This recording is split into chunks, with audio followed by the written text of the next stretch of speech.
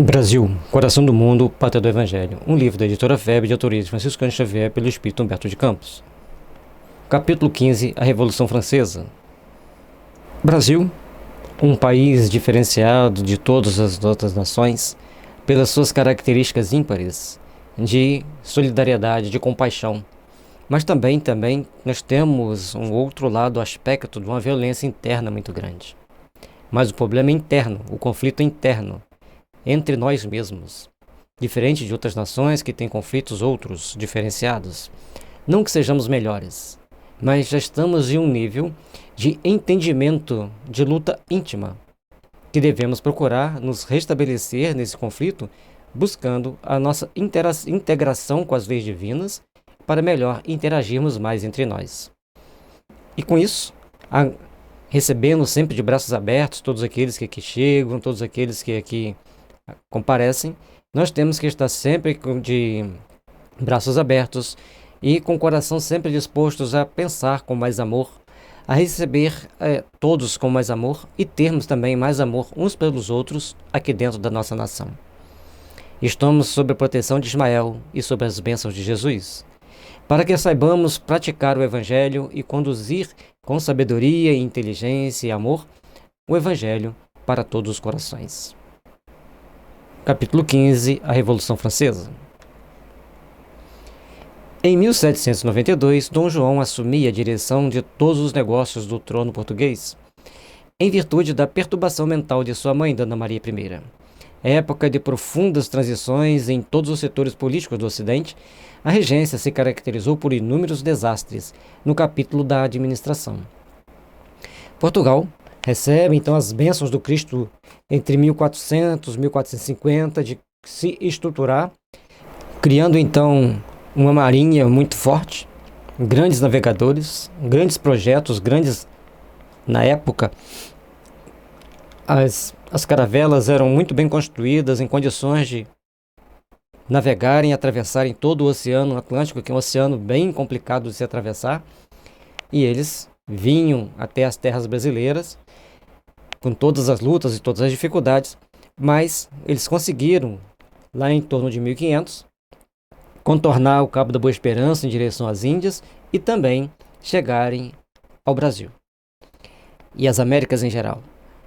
E como Portugal e Espanha, eles sempre tinham uns conchavos de casar os filhos entre eles ali, entre as casas reais, e eles se gerenciavam mutuamente, então teve vários revezamentos de Portugal e Espanha sendo gerenciado pelo mesmo rei.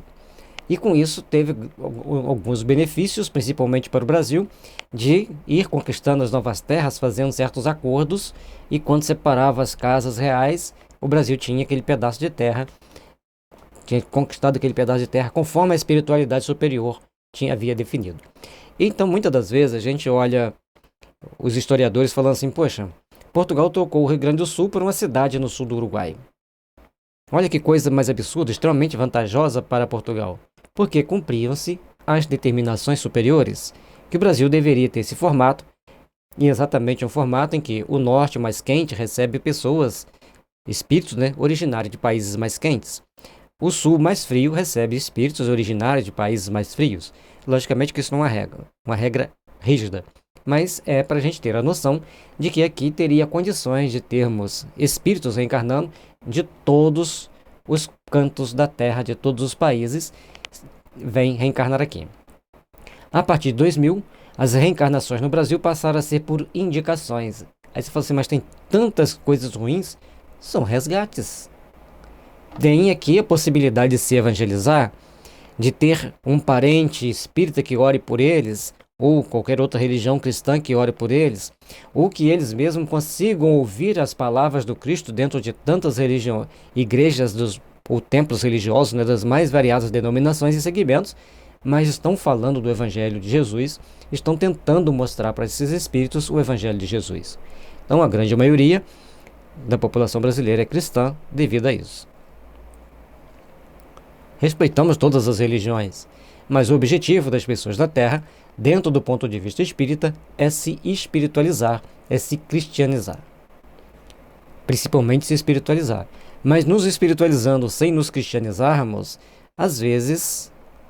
não é tão construtivo quanto a evangelização cristã no coração da alma. Repito, respeitamos todas as religiões, mas acreditamos dessa forma, assim como outras religiões acreditam de outra forma.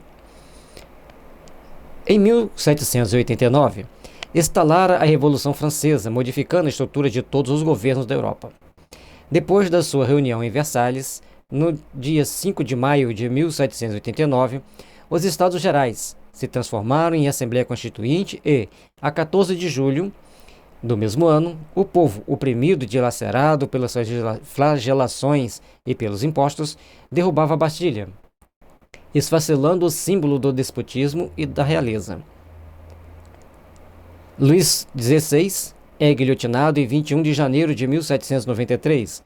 Instala-se a República Francesa sobre um pedestal de sangue que corre abundantemente nas praças de Paris. Todas as grandes transformações normalmente acontecem sob grandes impulsos de violência.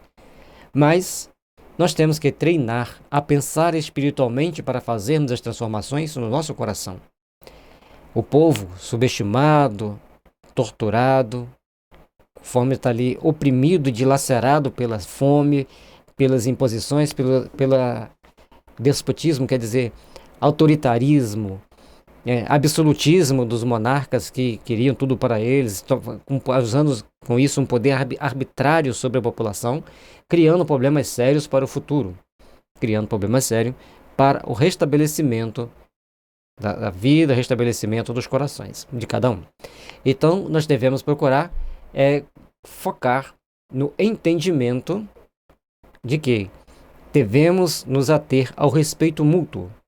Se Luís XI, que já era um espírito de muita bondade, de muita conquista interior, ele estava ali exatamente para ser alguém que não odiasse naquele momento de ser punido, porque ele tinha evolução e sintonia com a espiritualidade superior. É meio estranho para quem não é espírita, mas é assim que funciona. Eles já sabiam que ia ter aquele transtorno e colocaram então ali alguém que amenizasse para não ter tanto ódio naquele momento, certo? E uma coisa importante é que se os reis anteriores seguissem o exemplo de Ana de França, a rainha que foi regente durante muito tempo, filha de Luís XI, se eles tivessem seguido o exemplo dela de organizar a economia francesa, não dar tantos direitos para a nobreza e colocar para a população o direito de ter o básico e o necessário e viverem felizes como viveram durante o governo dela, que ela é idolatrada até hoje na França, pelo que a gente lê, então, certamente não teria acontecido isso. Mas, infelizmente, Ana de França, apesar de fazer toda uma estrutura de organização social e política para atender a todos, ela era detestada por alguns que queriam mais regalia. Cuidado com as regalias. Vamos nos cristianizar, vamos evangelizar nossos sentimentos para agirmos sempre com bom senso e discernimento. A guilhotina decepa todas as cabeças da nobreza, criando aí um karma muito grande para aqueles que infringiram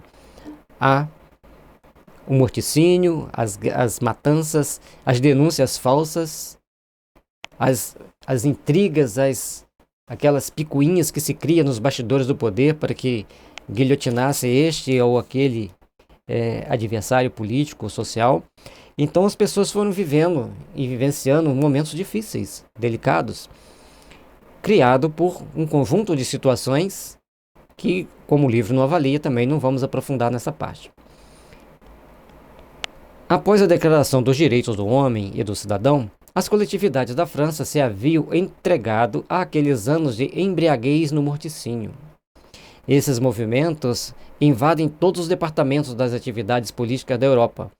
Todos os tronos se unem, então, para o extermínio da República nascente. E naquele momento, eles veem um país constituído na base da República, todas as monarquias começam a focar o olho naquele problema. Como que nós vamos destruir isso aí? Porque a nossa estrutura monárquica deve ser mantida. E a França, então, começa a ter que criar mecanismos e meios de se defender. Mas os revolucionários não esmorecem na sua encarniçada resistência. E para que os outros países vizinhos queriam criar interferência naquele país que já tinha estabelecido a república. Cuide da vida deles, não é isso? Se eles tivessem procurado a estabelecer mais conquistas sociais para todos os seus súditos, né, para todos aqueles que estavam ali diante deles, que eram subordinados a eles, para não cair, não correr o mesmo risco que correu a França, eles queriam derrubar a França para restituir o poder à monarquia, criando com isso as famosas intrigas internas, espionagens, traições, e com isso levando a sociedade francesa a adotar meios e técnicas bem complexas dentro do processo de readaptação da sociedade. Todas as pessoas suspeitas são decapitadas. O período do terror é a grande ameaça ao mundo inteiro. Este período, porém, se encerra com a morte de Maximiliano Robespierre, no cadafalso para o qual os seus excessos de autoridade haviam mandado inúmeras vítimas. Então, o Robespierre, Maximiliano Robespierre, ele foi o cabeça principal da Revolução, o comandante máximo depois da Revolução. Ele começa a condenar indistintamente as pessoas. Chega um dia que alguém condena ele também. Então ele começa ali a pagar as suas dívidas. E alguém já deve ter ouvido falar que o Chico adotou uma criança, que ela tinha muita dificuldade de se alimentar. Então tinha que fazer uma bolinha de comida, pegar tipo um angu, né, uma bolinha de angu, botar lá na garganta dele e ia botar ele na posição que ele conseguisse engolir, porque esse aparelho dele todo aqui era muito deficiente. Então ele consegue sobreviver por um bom tempo. Até que um dia o Chico conversa com o Emmanuel e fala que ele estava sofrendo muito, que o Emmanuel poderia dar um jeito de reduzir o sofrimento dele. 2 dias depois ele havia desencarnado. E há tempos eu vendo um médium conhecido nosso na casa espírita que a gente participava, então ele estava falando sobre Robespierre, que ele saía do corpo para obsediar aquela que havia sido mãe dele naquela vida, que era uma inimiga dele da França. Então ele era um espírito bem tinhoso, bem terrível. E um outro colega espírita leu um livro, não me lembro agora qual é o livro, que Robespierre reencarna depois em Goiás. E um grupo de espíritos que perseguiam-o com muita ferocidade, com muito ódio, então vão obsediando uma cobra, uma sucuri, e conduzindo a sucuri para dentro da casa para que o sucuri engolir o menino. Porque assim eles poderiam torturá-lo por muito mais tempo, porque ele ia morrer fora da época e ainda envolvido naquele veneno de cobra. Bom, eu gostaria até de saber o livro para eu poder ler também. Se alguém souber, coloca aí nos comentários. O que é certo aqui, gente, é que não vale a pena tomar atitudes de tamanha violência. Não vale a pena tomar atitudes de egoísmo, porque aqui teve dois grandes erros. A monarquia absolutista, despótica, arrogante, prepotente, insensível e egoísta, criando uma classe de bajuladores inúteis que ficam ali só para sugar o Estado. A população que trabalha, que dá a vida para se sustentar e sustentar esse bando de pessoas que não queria mais responsabilidade com as suas atribuições. A população se revolta, cria-se um ambiente propício a uma grande revolução, e as revoluções são sempre seguidas de grandes carnificinas. Então seria interessante que as autoridades deixassem de agir com tamanha presunção, com tamanha arrogância muitas das vezes, e passassem a agir com mais solidariedade, com mais compaixão, com mais respeito pela sociedade. E todas as vezes que se procura educar uma sociedade, se colhe bons frutos. Nós vimos um país que na década de 90 estava falido e hoje é uma das maiores potências tecnológicas do mundo. Por quê? Educou a população. Então, à medida que a gente vai se educando e vai educando a população, a gente vai também crescendo. Instala-se em 1795 o diretório que Napoleão Bonaparte fez derrubar em 1799, arvorando-se em primeiro cônsul. As casas imperiais europeias observam semelhantes acontecimentos, aguardando o ensejo próprio da restauração do trono que a família dos Bourbons havia perdido. Dentro do jogo da geopolítica, principalmente europeia, e dentro dessa política havia sempre as tramas, os ataques daqui, dali, a esse e aquele, Ataques que não vamos aqui avaliar, fazer nenhum comentário se foram bons, se foram ruins, de que tipo de que foram, mas sempre os ataques são negativos, são ruins, trazem consequências ruins e desagradáveis para todos. E com isso, a gente vai deparar então com a ascensão de Bonaparte, e o Robespierre havia sido morto em 1794. Um ano, para nós homeopatas, um ano importante foi quando Hahnemann começa a entender e a codificar a homeopatia. O lado bom da história. Robespierre morre, cria-se o diretório, Napoleão assume, derruba, coloca-se como o primeiro cônsul, e depois, ali para frente, ele vai só ganhando poderes e poderes e poderes. Vejamos. A França, após o desperdício de forças na luta fratricida, caíra nas mãos do ditador inteligente e implacável. E Napoleão é o mesmo Alexandre o Grande e também o mesmo Marco Aurélio, que a conduziria ao caminho de todas as aventuras. De simples oficial de artilharia, Bonaparte chegara, mediante golpes de estados, ao cargo supremo do país, fazendo-se proclamar imperador em 1804. Sob a sua direção audaciosa, todas as conquistas militares se compreendem. Então, era um grande estrategista, já desde Alexandre o Grande, também como Marco Aurélio, e teve outras encarnações nesse meio do caminho, certamente.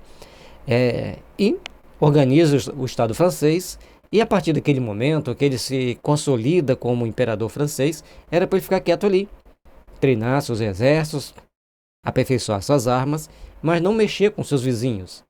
Chegar e falar, olha, não mexam porque vai perder.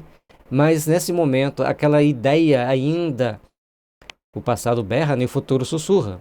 Nesse momento, ele começa a sintonizar com seus companheiros do passado, de belicosidade lá na Grécia, depois na Roma, e acha que tem que conquistar toda a Europa e vai fazer a besteira de tentar invadir a Rússia. E todos que tentaram invadir a Rússia perderam feio. A Europa inteira apresta-se para a campanha, ao tinido sinistro das armas.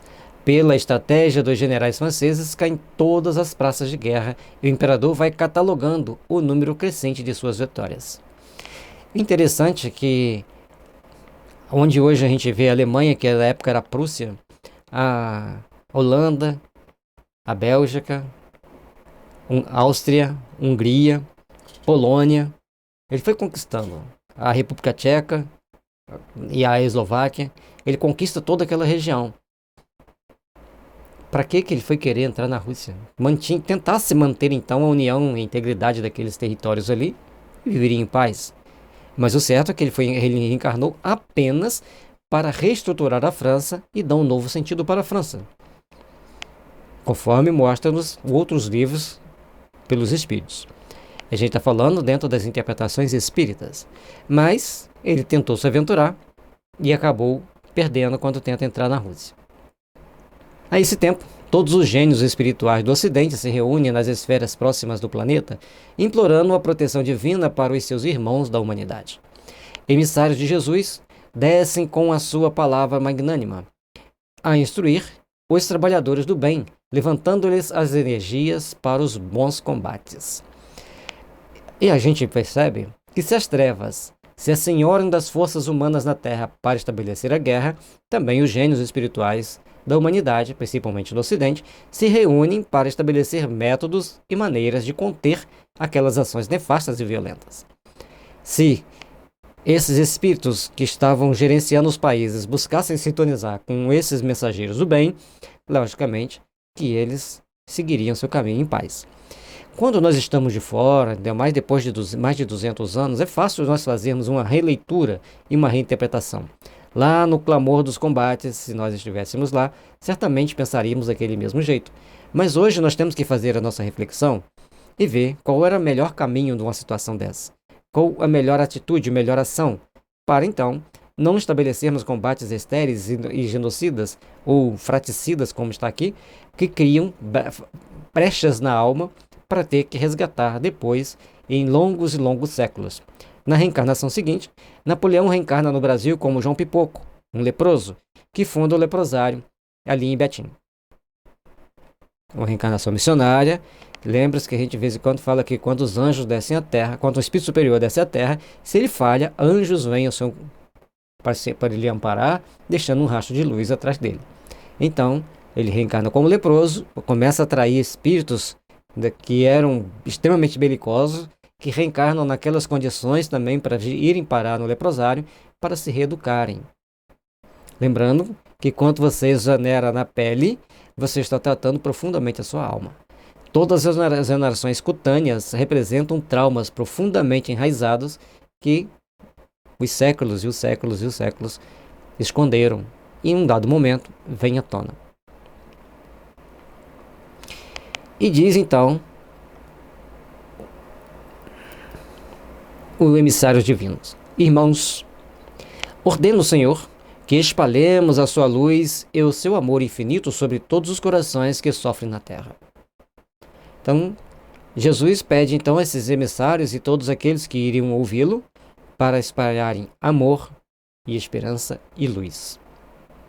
As forças das sombras intensificam a miséria e o sofrimento em todos os recantos do planeta. As ondas revolucionárias enchem de sangue todas as estradas do globo terrestre e as trombetas da guerra se fazem ouvir entoando as notas horríveis da destruição e da morte. E lembrando que neste período, nós vivenciávamos aqui no Brasil matanças a índios e também a escravidão nos períodos mais rudes, mais pesados da escravatura no Brasil, tanto de índios quanto de pretos. Levantemos o espírito geral das coletividades oprimidas, renovando a concepção de liberdade na face do mundo. Então, a partir desse momento, nós começamos a estabelecer métodos, a estabelecer padrões de raciocínio para começarmos a compreender as missões divinas e a luz divina nos corações humanos. A todo momento, nós somos compelidos a repensarmos as nossas ações frente às coletividades oprimidas. A participação e a ação é de cada um de nós. E a concepção de liberdade na face do mundo tem uma reticência. Porque nem todos nós vamos viver em plena liberdade, porque a consciência nos dá um limite para a ação perante as leis divinas. Porque, conforme nós temos visto ao longo de todo o estudo desse livro, Jesus e Ismael mostrando que tudo tem consequências sérias. Portugal paga o preço por escravizar os negros, por matar os índios. Até hoje ele paga por isso, assim como a Espanha. Mas os outros ainda não começaram a pagar. A Inglaterra e outros países, certamente vai chegar o momento deles pagarem o seu quinhão. Se não estão pagando, né? Um daqueles espíritos presentes, então, interpela os operários da luz naquela augusta assembleia. Anjo amigo, estarão enquadrados na lei divina os trágicos acontecimentos que se desenrolam na Terra? Os tribunais que se instalam para julgamentos sumários que terminam sempre por sentença de morte? Cuidado. As autoridades que pensam ainda assim, muito cuidado. Aqueles que ainda acham que podem estabelecer sentenças sumárias covardes, muito cuidado. A mão de Deus é pesada. As preces das viúvas e dos órfãos elevam-se até nós, nos mais dolorosos apelos e, enquanto procuramos amparar esses irmãos com os nossos braços fraternos, o banquete da guerra, presidido pelos ditadores, prossegue sempre como se obedecesse a uma fatalidade terrível dos destinos do mundo. A partir desse momento que as preces são elevadas aos céus, começam aqueles dolorosos apelos a causar uma certa comoção entre os espíritos que trabalham em condições intermediárias entre os homens e a espiritualidade superior. Ali naquele momento, então, começa eles a questionarem, isso tudo faz parte de uma fatalidade terrível do destino do mundo? Está previsto nas leis divinas essas guerras desastrosas, essas carnificinas? Eles estão lá procurando amparar os irmãos, mas o banquete da guerra está sempre continuando sobre os guantes dos ditadores mais perigosos. Irmãos, explica o mensageiro, o plano divino é o da evolução, e dentro dele todas as formas de progresso das criaturas se verificariam sem o concurso desses movimentos lamentáveis que atestam a pobreza moral da consciência do mundo. Então, a lei eterna do divino plano, o plano divino de Deus, é que todas as criaturas vão fazendo o seu trabalho de progresso, de aprimoramento, de crescimento. E a partir do momento que eles vão procurando se aprimorar, que vão procurando se aperfeiçoar e crescer, eles vão procurando então construir a sua fortaleza íntima, construir o seu estado íntimo para melhor agirem na edificação, na construção das forças do bem em si mesmo. Portanto, a revolução e a guerra é ações dos homens, devido à pobreza moral da nossa consciência. A revolução e a guerra não obedecem ao sagrado determinismo das leis de Deus. Aqueles que queiram infligir a guerra, o Emmanuel sempre fala, ai daquele que for o primeiro a atacar. Arcará com todos os ônus e responsabilidades das guerras. Traduzem o atrito tenebroso das correntes do mal, que conduzem o barco da vida humana ao mar encapelado das dores expiatórias. Os pensadores terrestres poderão objetar que, das ações revolucionárias nascem novas modalidades evolutivas no planeta e que múltiplos benefícios se originam das suas atividades destruidoras. E aí, vem que esses atritos tenebrosos vão trazendo a corrente do mal, vão fazendo as dores expiatórias, fazendo com que muitos reparem as suas dívidas. Mas ai daquele por quem vem um escândalo. Quem criou a dívida, quem criou a guerra, quem criou a destruição, estabelece um padrão de vibração para resgatar aquela sua dívida. Mas quem está sofrendo no guante naquele momento está resgatando também suas dívidas. Está pagando, enquanto que o outro está criando dívidas para ele. Então o agressor cria dívida e a vítima paga a dívida. Mas não era para ser assim.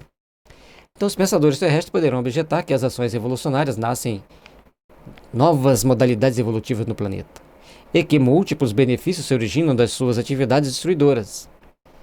Então tem cuidado na hora de falar assim, mas isso está previsto, isso é assim mesmo. Nós lemos pausadamente, depois lemos mais rápido esse pedacinho aqui, que então nós temos que ter cuidado para não pensarmos que a destruição e a guerra faz parte do processo evolutivo da Terra, faz parte do processo evolutivo que nos envolve a todos. Não. Nós temos que entender que estamos aqui para passarmos por situações de reflexão na busca do entendimento e do aperfeiçoamento maior. Nós, porém, não compreendemos outras transformações que não sejam as que se verificam no íntimo dos homens, no augusto silêncio do seu mundo interior, conduzindo-os aos mais altos planos do conhecimento superior.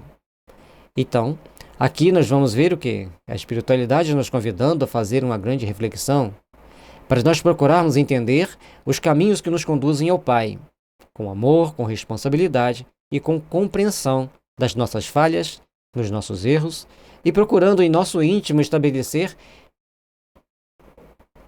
uma paz harmonizadora, construtora, planificadora para um mundo melhor.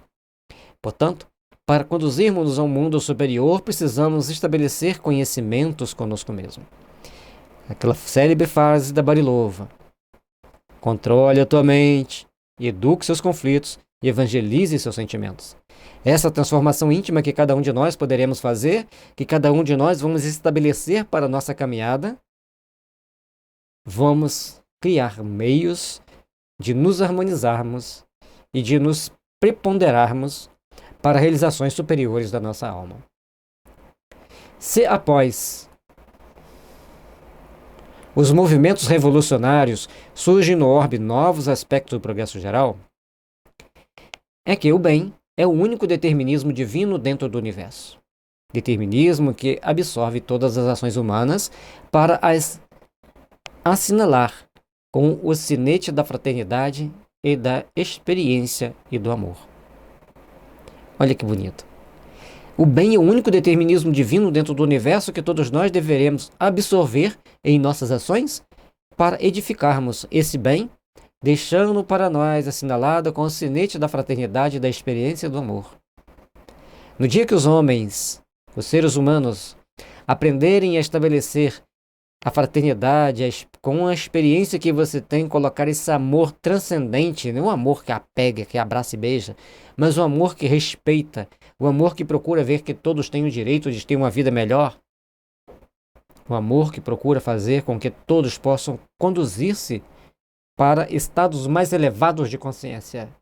Vai fazer com que os nossos corações comecem a palpitar, comecem a resplandecer a luz sublime que deve existir em nós. Os espíritos das trevas se reúnem para a chacina e para a destruição, como acontece atualmente na Terra. Mas em compensação, os espíritos de luz vão trazer a paz, a solidariedade, a compaixão, começar a fazer um trabalho de redenção íntima, de edificação das forças do bem. É necessário começarmos a sobrepor as nossas dores, as nossas dificuldades para as grandes transformações necessárias ao nosso crescimento. Procuremos, pois, colocar em prática as leis de amor, as leis da solidariedade e da compaixão. Aliando-se às tendências e às fraquezas das criaturas humanas, levam a mentalidade geral a todos os desvários. Então, quando as forças das trevas se consorciam com as mentes desequilibradas dos homens, cometem-se todos os desvários, todas as ações mais insanas. E hoje nós temos uma nação na Terra onde a grande maioria da sua população está contaminada por arsênico, porque o lençol freático deles está contaminado por arsênico. E as pessoas contaminadas por arsênico, eles pensam sempre em atitudes violentas, em saídas violentas, em vingança, em destruição, em condição hegemônica e assim por diante, tantos pensamentos e situações ruins que é colocada intimamente nas pessoas contaminadas pelo arsênico. Eles julgam estabelecer o império das sombras no plano moral do globo terrestre, mas a verdade é que todos os triunfos pertencem a Jesus. E as correntes da luz e do bem absorvem todas as atividades, anulando os resultados, porventura, decorrentes da expansão limitada das trevas. Então, nós temos que procurar fazer as devidas observações, procurar entender as coisas que estão acontecendo, como estão acontecendo, de que forma nós devemos procurar agir, interagir, para começarmos a reconstruir as nossas vidas, reconstruir os nossos ideais, porque os nossos amanhãs dependem de como estivermos agindo hoje, de como estivermos edificando as nossas forças hoje, porque os nossos amanhãs dependem das nossas ações de hoje.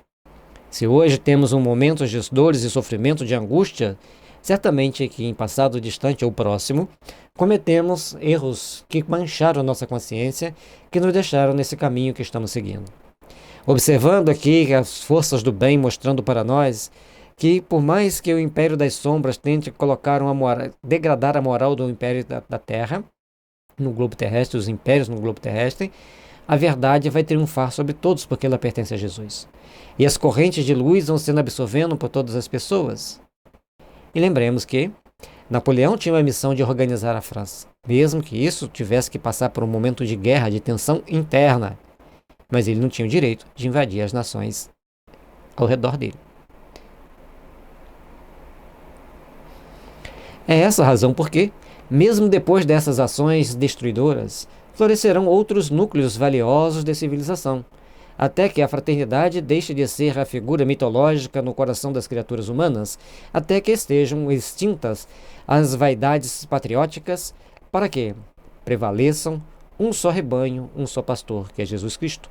Os seres das sombras terão o poder de arrastar os homens da terra às lutas fratricidas. Então, enquanto ainda existir essa figura de pessoas que acham que a força vai dominar, que uma nação tem que sobrepor sobre a outra, isso vai criando vaidades patrióticas, vai criando ações destrutivas que impedem a prevalência dos ensinamentos de Jesus nos corações humanos.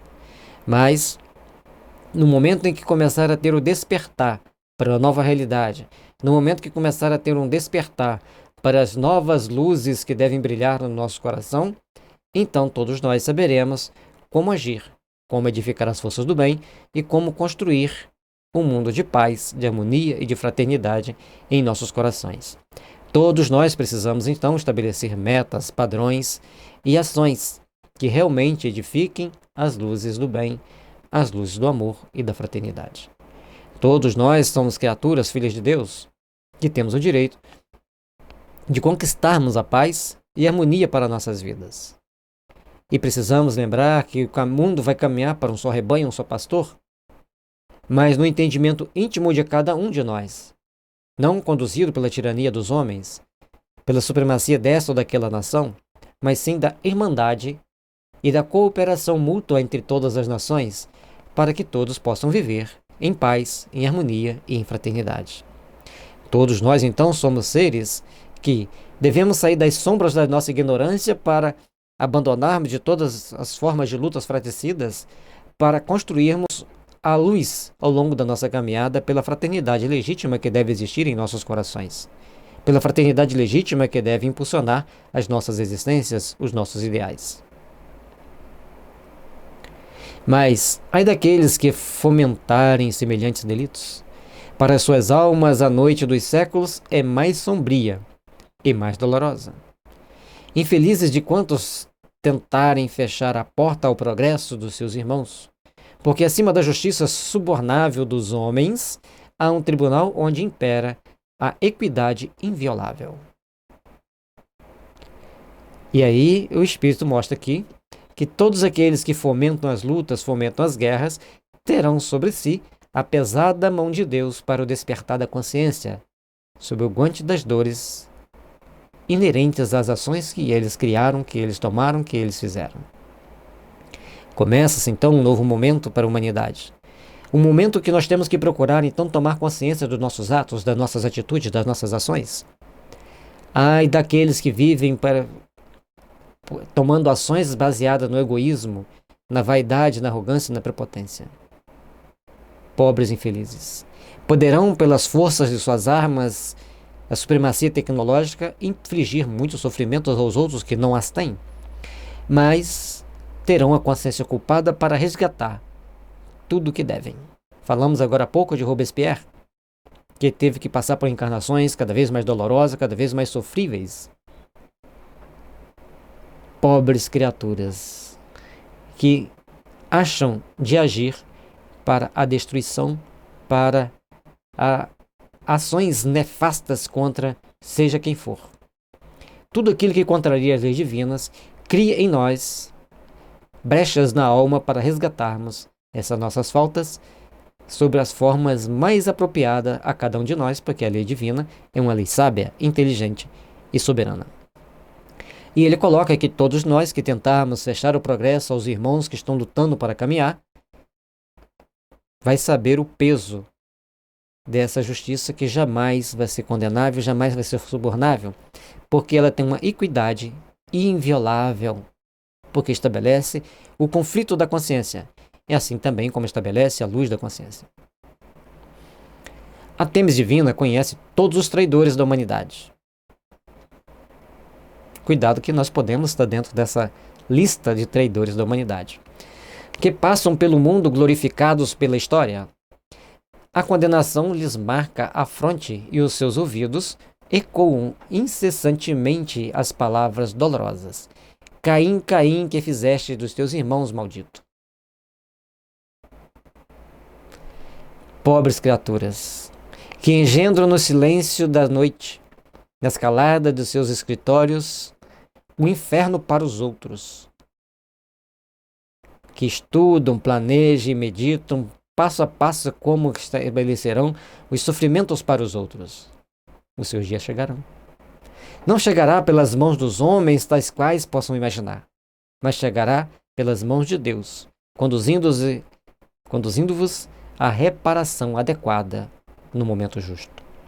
Somente as lágrimas nos círculos dolorosos das reencarnações tenebrosas lhes abrem uma vereda para a reabilitação nas estradas eternas do tempo. Encarnações dolorosas e tenebrosas ao longo do tempo. Certamente que não serão mais na Terra.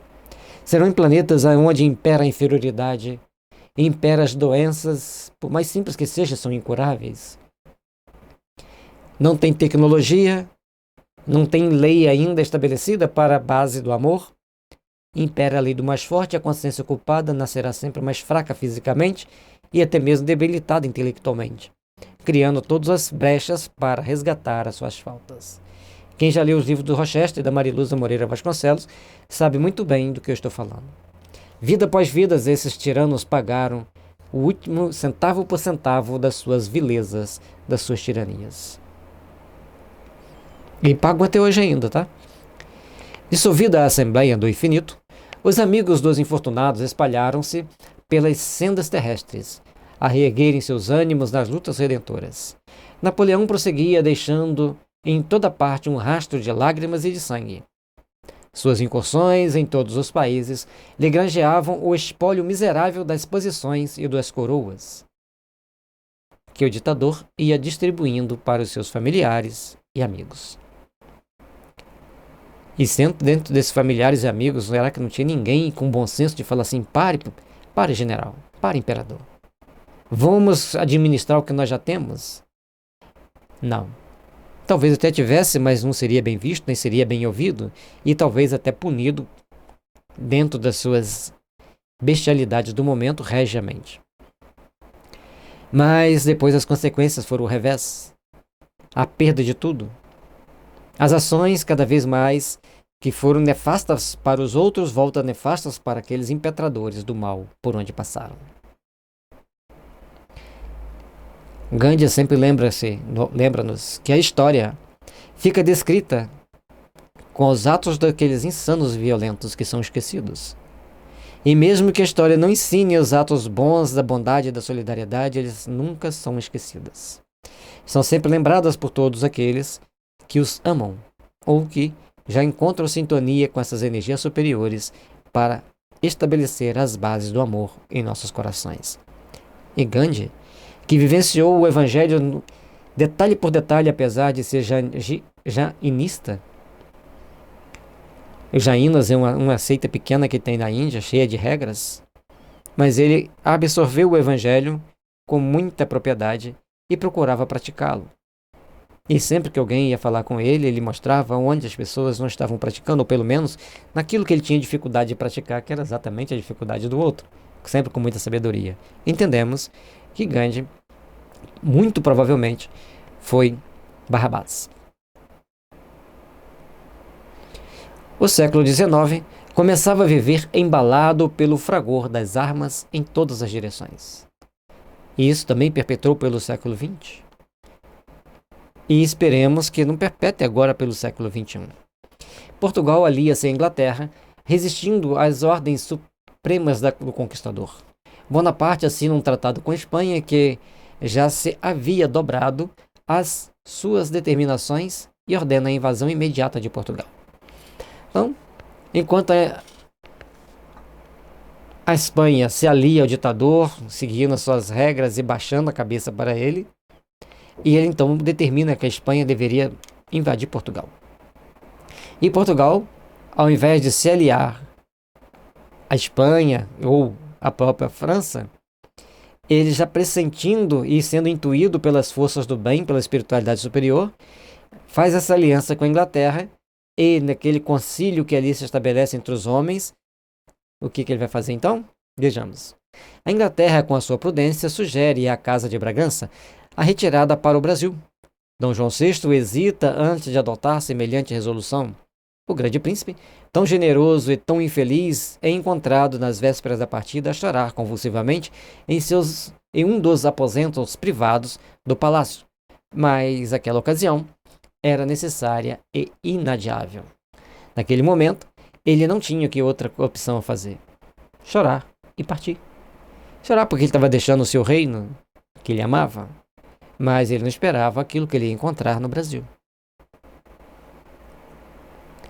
A frota real velejou do Tejo em 29 de novembro de 1807, a caminho da colônia, e mal havia desaparecido nas águas pesadas do Atlântico, já os soldados de Junot se apoderavam de Lisboa e de suas fortalezas, com ordem de riscar Portugal da Carta Geográfica Europeia. Contudo, os gênios espirituais velavam pelos vencidos e pelos humilhados.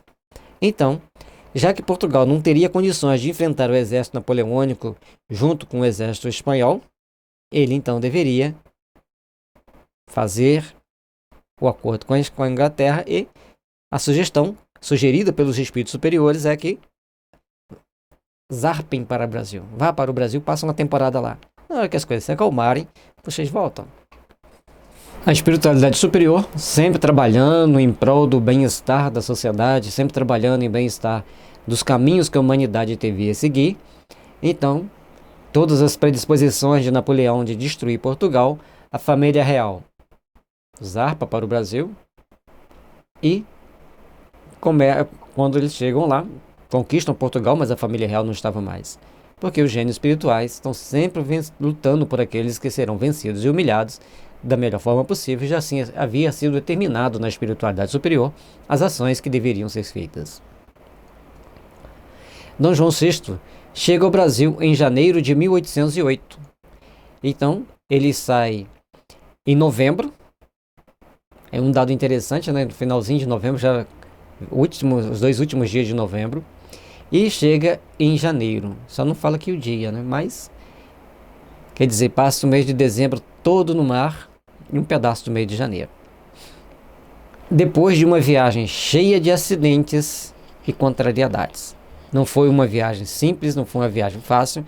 Foi uma viagem marcada por várias situações delicadas, várias situações difíceis, mas importantes para que eles pudessem chegar aqui com mudanças de consciência, com grandes meditações, aquele momento de aflição, de desespero, de medo, de insegurança e incerteza, logicamente que fizeram com que eles mudassem muitos conceitos de vida. O bondoso príncipe encontraria na terra do Evangelho a hospitalidade que os reis de Castela não encontraram nas suas colônias da América do Sul, quando acossados pelas mãos de ferro do ditador. A Casa de Bragança ia dilatar até aqui os limites do seu reino, reconhecida e feliz por encontrar no Brasil a compreensão e a bondade, o acolhimento e o amor. É interessante que Portugal chega ao Brasil e é recebido com uma generosidade, com um amor que nenhum outro país encontrou. Aqueles espanhóis que tentaram chegar a fugir de Napoleão e chegar nas Américas, na parte da América Espanhola, não foram bem recebidos, não foram bem acolhidos, não se fala como foram recebidos, mas não tiveram o calor humano que a Casa de Bragança teve no Rio, principalmente. Apesar de certas malícias, né, e algumas ações que algumas pessoas tomaram, que a gente vai ver no próximo capítulo, as atitudes do povo para com os reis, com a família real que aqui chegava, foi a mais calorosa, a mais solidária possível, a mais aconchegante possível. Isso marcou muito a vida deles. Portanto, Dom João VI, que foi recentemente presidente do Brasil, um dos políticos mais amados do mundo, criando assim uma base de amor e criando, nesse período que ele esteve aqui, uma base sólida para o estabelecimento de um Brasil do futuro, da monarquia brasileira, depois da República Brasileira e hoje da nação brasileira. Então, Dom João VI foi o grande fundador inicial da nação brasileira. Se a gente for entender ao longo dos nossos estudos tudo aquilo que foi realizado aqui pela fuga dele, então Napoleão, nas suas insanidades de fazer o mal, as ações dos espíritos superiores, conduzindo os caminhos daqueles que deveriam se livrar do guante da guerra, criam então condições que beneficiou a todos, que trouxe o benefício para aquelas nações necessárias ao processo de evolução inerente a cada um. É assim, as ações de Jesus para gerenciamento do globo terrestre, lidando com esses espíritos rebeldes e complicados ao longo da existência, foi colocando para cada um bases sagradas de amor, de fraternidade, de solidariedade, sempre sob a vigilância de Ismael, que vela por nós, que traz para nós sempre as bênçãos do Cristo, com orientação segura para aquilo que devemos seguir. Cada um de nós passamos por experiências para a tomada de consciência, é claro, mas mantenhamos a fé, mantenhamos a coragem e, principalmente, a serenidade de saber que, com amor, com determinação, com ações pautadas no Evangelho, venceremos todas as adversidades. Confiemos e tenhamos certeza de que Jesus vela por todo este planeta. Especialmente o Brasil, sob as mãos de Ismael, vai passando pelas possibilidades momentâneas de cada etapa para a tomada de consciência do povo brasileiro, para a tomada de compreensão das leis divinas, para as grandes ações, para os grandes empreendimentos. Saibamos, pois, construir intimamente as forças do bem e do amor, para que a fraternidade brilhe sempre em todos os nossos corações, para fazermos jus a ser o coração do mundo e a pátria do Evangelho.